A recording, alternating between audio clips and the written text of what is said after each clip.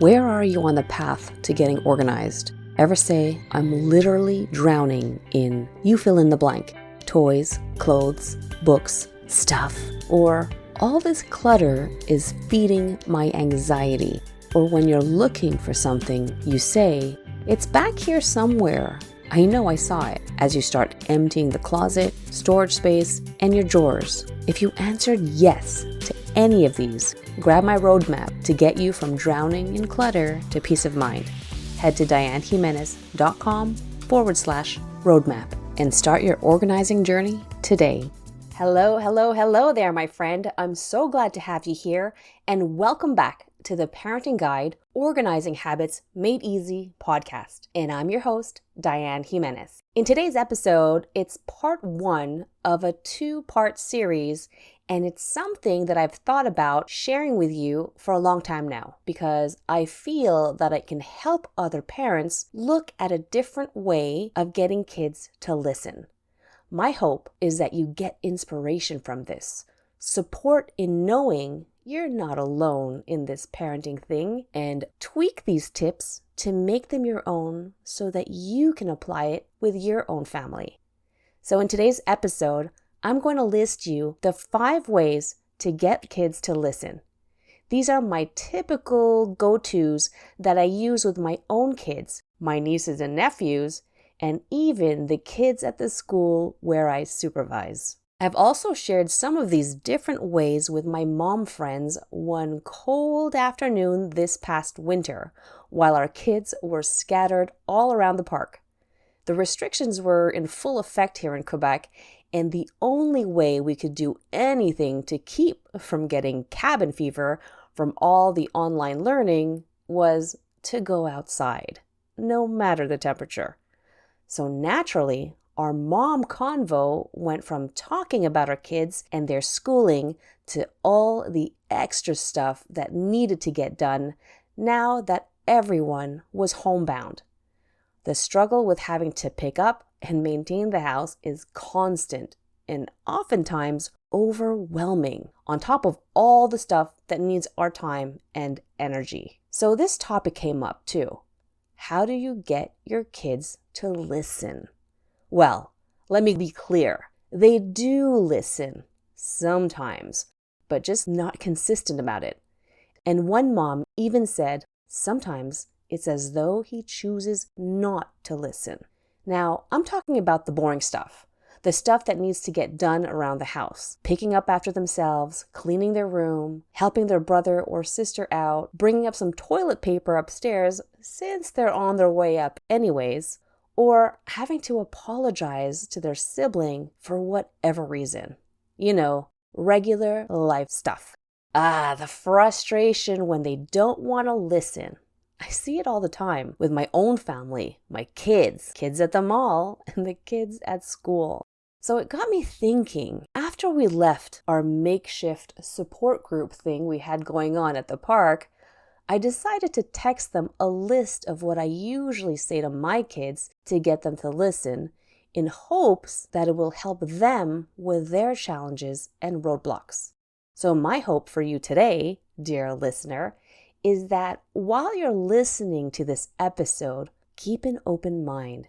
Listen to understand where I'm coming from, and then take what you need, tweak what resonates and makes sense for you so that it applies to your family. I hope this helps. Also, it may take some time and a few repeats. Hey, what's parenting without repetition? Before you see some change, but take note of that change and then keep going. Deal? Okay, so you've heard the saying, it takes a village to raise children, right? But I'll be honest, there are moments when you sometimes feel like you're alone trying to do this whole parenting thing. Now, I'm not throwing any shade to the hubs or any partners and supportive family out there who are in there with you day in, day out. Not at all. What I'm talking about are those particular instances that you experience at that moment, and you're feeling all the feels from them, from within you, and you just want to step away, but you can't. Being there for them is why we're in this whole parenting thing. and stepping back to breathe is really difficult. Whether you're a parent or dealing with kids, it's super challenging. We're constantly wearing different hats throughout the day, oftentimes on repeat. It's mentally exhausting, and this alone can bring us with a last resort, yelling or raising our voices at them. It may not be our best or most shiniest moments, but it happens. As my go-to parenting advisor, Dr. Siggy, says, slow down. Especially when we're filled with emotions and wanting to respond right away so as to get our kids to listen. She's amazing at explaining why kids do whatever it is that they do. Follow her on Instagram at Dr. Siggy. I'll link it in today's show notes. Her instructions are easy, bite-sized, and actionable on how to respond and deal with tough, challenging situations. Dr. Siggy is, after all, a child behavior specialist of over 30 plus years and puts content out on Instagram daily. And by the way, I tell my mom friends or even any mom I chat with to check her out. Dr. Siggy has no clue who I am, but I'd love to have her on my podcast one day. Fingers crossed. Just putting it out there, universe. I am a huge fan and avid user of her techniques and totally love her thought processes. Okay, what I'm going to share with you today are lines or phrases I say to my own kids to get them to listen. Basically, any kid that I enter into a conversation with and they're not grasping what needs to be done or presenting some sort of challenge or resistance. So have a listen to these, and as I mentioned earlier, take what you need and tweak it so that it works for your kids and your situation. I hope this helps guide you on your parenting journey to getting organized. Also, I know you know this already, but don't use all of these at the same time. That would be way too overwhelming for anyone. Start with one and go from there. Are you ready? Let's go. Okay, the 5 ways to get kids to listen. Number 1, to get kids to listen, I say, let's look at the bigger picture. This often gets used when they're at a roadblock, like whenever they argue with their sibling, or when they did something by accident or forgot to do something and then struggle with the aftermath. Sometimes they get super frustrated with themselves and feel like they're the worst person in the world. They're not good enough, or that they can never get things right. I've mentioned this before in another podcast, but this often happens to our first kid. Now, this year, he's been making great progress, and it's still a long road ahead. One way to help him is by saying, let's look at the bigger picture here. Emphasize on the word let's, so as to show them that you're doing this alongside with them, not leaving them alone to figure out these complicated feelings and being the support they need right now. So to help them overcome their struggles with their own disappointment or dealing with self-worth, instead of pinpointing at whose fault it is or where it all started, like I've done in the past, I sometimes zoom out of the hot zone and help them to look at the big picture together. This almost acts as a mental step back, especially if they can't physically move away from the issue. Think of long car rides, or we're stuck in a long lineup and the kids are just frustrated with each other. Zooming out or looking at the big picture puts the conflict, the roadblock, the complicated problems through a different lens, kind of like a telescope. It's like my go-to online business and marketing mentor and inspiration, Amy Porterfield. She says she does this when she deals with negative self-talk. She mentions it on one of her podcast episodes that when she hits roadblocks or moments of frustrations and all the negative thoughts come tumbling in, she takes everything and centers herself by zooming out. So picture the issue and where it is relative to the room you're in. So I should say that in a kid's point of view, all the roadblocks and frustrations relative to the room that they're in. Then zoom out to the city, then to the state or province, then zoom out even more to the continent, the hemisphere, the solar system. You get the idea. Go to a point where you realize by doing this, the overwhelming feelings and emotions can seem very small when you look at it in the grand scheme of things. Now, it's not to say that this exercise is to squash their feelings down. No, it's not. It's about perspective. Let them feel the feels they need. Then when it's time, this is a great way that will help them move past the overwhelming negative thoughts and emotions and difficulties and keep going forward. What's the next best step? I say this to my son all the time when he gets very down on himself and frustrated when things don't go his way and when things go wrong and he was part of it, or it's not what he had expected. When he comes up to a roadblock, an impasse, he can either stay there and simmer in all the bad feelings or step back and ask himself, what's the next best thing I can do right now? It's a work in progress for sure. Okay, moving on. Number 2, to get kids to listen, I put them in this position, their future home owner story. This one I love and I use often when I'm explaining and teaching the kids about communication, chores, about taking care of their own stuff, along with the items and spaces that we all use. To get kids to listen, I take them into the future and paint that picture of what it could look like. Whenever I use this method with my kids or with the kids at the school where I supervise, I get real with them with a hint of drama. Okay, a lot of drama. Now, if you ask my husband, when I paint a picture, I paint a picture. I lay it on thick about how their future can look if they continue with their habits and behaviors. One day soon, they will work and pay for things so that their house can be functional, beautiful, and, well, a home. Or they will live with other people or a partner. So in order for them to know how to maintain that future home or how to communicate with their partner or roommate, their training needs to start somewhere. And it starts here in their current home. So for instance, when talking about learning a life skill or about how they talk with others or even just picking up after themselves, I'll give them this angle. Do you think that the person you'll be living with will do all of the things for you?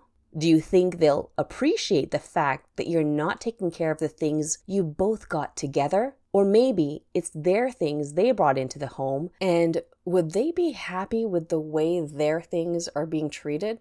And how about this? Would you want to live with someone who spoke to you in the same tone? Or maybe they don't say anything, but just expect things from you. And then I let it sink in for a bit. Then, in a more neutral tone, to bring them back to present day, I'll say something along these lines. So, how can we get from where we are now to a better situation than where we are heading if we continue? Which is totally opposite of my dramatically painted future. Or I'll also say, how would we respond to another person if we listened more to understand where they're coming from? Or about how can we make our home or classroom clean and tidy because we're not the only ones using this space too. These are just a few examples of words I say to them. The important thing here is to contrast between what their future could look like in full exaggeration mode to today, the decisions we or they make to get back on the road to a more structured path. I'll finish with telling them that with all the things adults have to take care of, their home, work, family, in case of emergency stuff, saving up, bills to pay, staying healthy, the relationships and their future, and the list goes on. Why would you only save learning how to clean and maintain your home or how to communicate with someone or know something like a life skill for adulthood? It's challenging enough as it is, so why make things harder on you? Oftentimes, I've gotten their attention from the big gestures and they're ready to listen. All right, number 3 to get the kids to listen, I say, I live here too. Now, in the previous example, I mentioned about their future and living with other people or a partner. So this is like the preliminaries or the preparation to what their future could have, and that's living with other people. So in order to get kids to listen here, I'm getting real with them in the here and now. It's about letting them know that they share a space with someone else and that it's important that they're mindful of this. Now, sometimes I go into detail and use this as a teaching moment. And other times, these 4 words, I live here too, will get the message across. Often, it's all my brain can come up with at the moment. So this method of getting kids to listen takes all our self-regulation power when we're super frustrated. Add to that the lack of sleep, tough days at work, stress, hormones, dealing with families, schoolwork and activities and all that. It can get chaotic up in our brains pretty quick. As Dr. Siggy emphasizes, we have to practice slowing down. Slow down our hyperspeed brain processing. Slow down in how we feel like responding or reacting in order for us to get our real message across and get kids to listen. Please put XYZ back to where it's supposed to be. We all live here too, and we all use this space or use this item, etc. Now, turning the tables, if we want our kids to calm down or stop yelling and screaming so that we can help them, they have to learn to slow down from somewhere. And what better place than from their best teacher, you. Okay, so before we end today's episode, here's a quick recap of the 3 ways to get kids to listen. Number 1, let's look at the bigger picture. This method is about zooming out and looking at our situation from an aerial point of view. Number 2, future homeowner story. Contrast what their habits and behaviors are like today with the results if they continue down the road and if it's not corrected or tweaked today. Number 3, I live here too.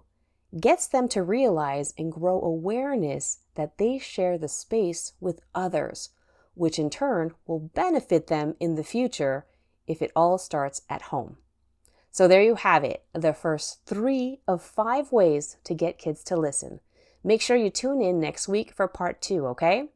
And as always, I encourage you to share the link of this episode with another parent or group of parents who are looking for some ideas on how to get their kids to listen. Or maybe they're struggling and need a different voice to hear from. Whatever the reason, if parents need help to get kids to listen, send them the link to this episode. It could provide them with direction and support they need and the knowledge that they're not alone in this whole parenting thing. It does take a village after all. All right, my friend, thank you so much for spending some time with me today. I'll see you back here next week. Same awesome time, same beautiful place. Bye for now.